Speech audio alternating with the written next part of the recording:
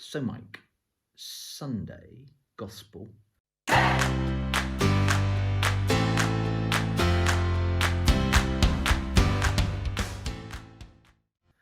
If you're not observing Candlemas, is the wedding at Cana, John 2, 1-11. What's your thinking? Bags of symbolism in here, as usual, pretty dense.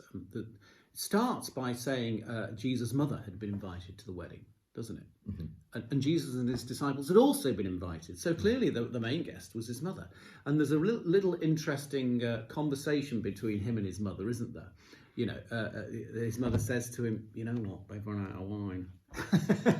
Because you brought all your disciples with you and they've drunk it all. That's right. And he says then, woman, what is that to you and me? My time has not yet come.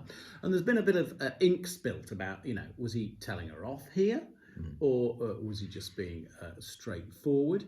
Or what was going on? And then she says in response to that, don't you talk to me like that. You know, I knew what you when you were in diapers.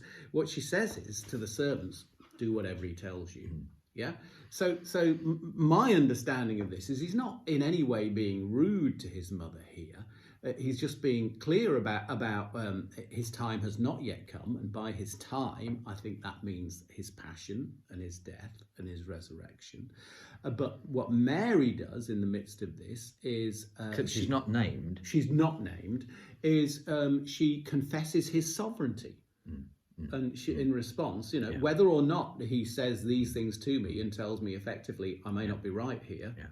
You know, do whatever he tells you. That's the kind of trust, and that's also her letting go of her maternal son relationship to follower and disciple. So I think there's a testimony in here to Mary. But as I say, it's got bags of symbolism. He's at a wedding in Cana of Galilee. It's a situation of joy. And what does Jesus bring to this? He brings to it joy untold by turning the water into wine, and just the best quality of wine. So there's something here about the nature of joy that's attached to Jesus. And unlike many versions of our joy, which are associated with, you know, getting what I want and enjoying myself, the joy in John's Gospel is repeatedly focused on Jesus himself, Later on in the farewell discourse, he says, in this world you will have trials and tribulations, but be of good cheer, rejoice. I have overcome the world. In other words, it's in me that you need to actually have your joy.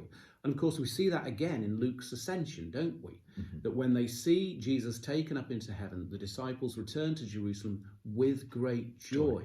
But they've just been abandoned by their Lord physically. But the joy is in seeing and realizing the nature of Jesus and the way he is with us and with the world. So there's something about that that's going on here. But I mean, depending on where you're coming from, you can see the symbols in quite different ways. So I think in the Hebrew Bible, wine was often associated with joy. So hence the nature of the abundance of joy that I've just talked about. For those who weren't necessarily of Jewish background, there may be something here about the extravagant generosity, the abundance, the overflowing abundance that God is offering to us. For those from a Hellenistic background, they may see echoes of Dionysus, the god of wine and the god of life, who is eclipsed by this person of Jesus. The other symbolism that some people read into it, but I'm really cautious about this because it's kind of supersessionist and it suggests somehow it's kind of like a proof text that Jesus is showing that Christianity is better than Judaism or something, and it's therefore questionable, is this idea that the Torah was often associated with wine, and there's an interpretation that says, that's the old wine, but the new wine, the better wine that Jesus brings is this, or that the waters of purification, which are the old dispensation, have now been eclipsed by the wine and the blood of Jesus. But that's pretty ambiguous, and I think it's, you know, questionable interpretation. But you can see it's overflowing with symbols, this passage. What about you? Well, I just picking up on the wedding being at Cana. We've already heard about Cana because we've heard about Nathanael. And Nathanael is told by Jesus, you will see greater things than these. And here, of course, let's imagine Nathaniel was there. Here are greater things going on. So there's when we read John's Gospel, and particularly John's Gospel, we have to look for all these kind of threads and connections that are going on. And so when Jesus says to his mother, "My hour has not yet come," my hour, Jesus's hour, is his death. That's his glorification. That's when glory happens. And then what, this is, I'm partly helped by David Ford thinking about this, but perhaps taking it slightly further, what I see then is this is a whole, this miracle. And of course, we're having this in a series of firsts. So first disciples last week, first disciples the week before as well, and Epiphany and the baptism of Jesus. So we're in this season of first before we get to Candlemas and switch our orientation. And so this is the first miracle. And what does this miracle do in John's Gospel? It prefigures the whole purpose of Jesus coming, and prefigures his glorification. He says, "My hour has not yet come," and then does something that demonstrates his hour, what will be the fruit of his hour. So he talks later on in the Gospel about my blood is the true drink. He talks about himself as the vine. So you've got this thread running through of drink and wine and blood. And then in the crucifixion, Jesus' side is pierced with a spear and blood flows out from his side. And so what have you got here but some demonstration of the extravagant, overwhelming, outpouring of abundant life, which is John's theme, that comes from Jesus' death.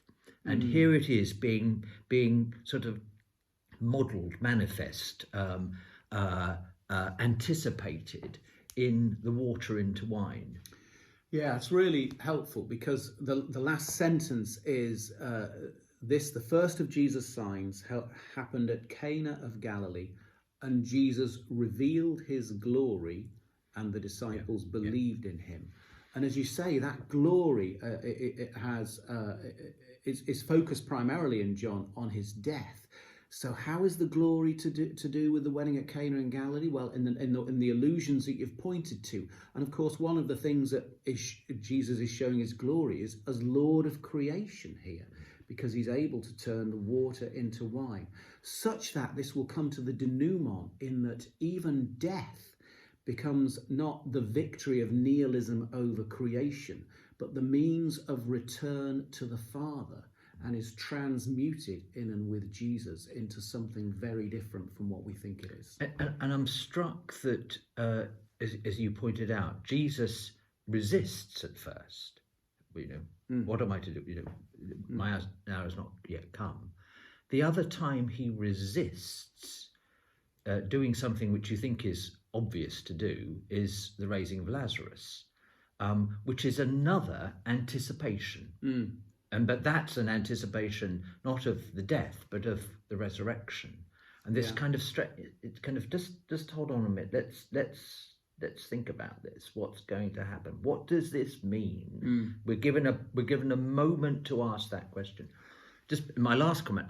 I'm always struck that we get it all the time, particularly in more kind of secular contexts. People know the image. This story, they say, "Oh, Vic, are you going to turn the water into wine?" And there is something that resonates. I mean, the fact that people know that in our secular age, there's something that resonates profoundly about this gift of abundant life. Yeah. However we frame that. Sign of a great symbol. Yeah. He knew what he was doing.